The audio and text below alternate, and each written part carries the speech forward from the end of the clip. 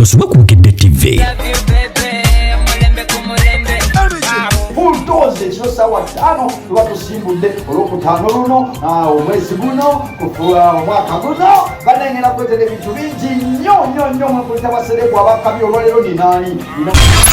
era kuletera mwana mulenzi owakabi Abdulmulasi kadombokamu sita lasta negu atagenda atakoga atavaawo atasiiwuuka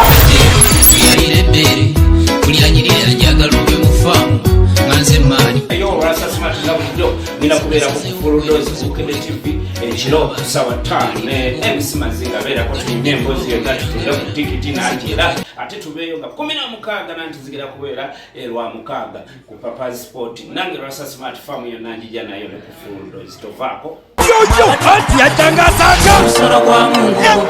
narenda kusiba faamu yono Abdulmulasi kati asomoludde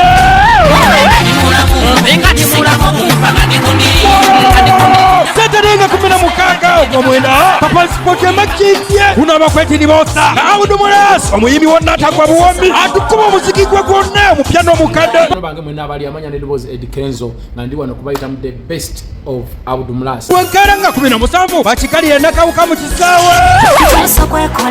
awo tuyingirira mutwalo byabyo emitwalo 2 emeza emitwalo 5 ate nga ku tiketi yo kuliko omukisa gw'okuwangula ekyapa ky'ettaka okuva mu Central Properties the best of Abdulmulasi kakiwagiddwa namukakera Lwina CF Center Julius Property Consultants Evabos Arts Bantu Africa Travel Pideka Dealers Kagoya Dihabo Kijaja Beach Mabamba Koja Chimowa Sula Motors Central Properties and Real Estate Limited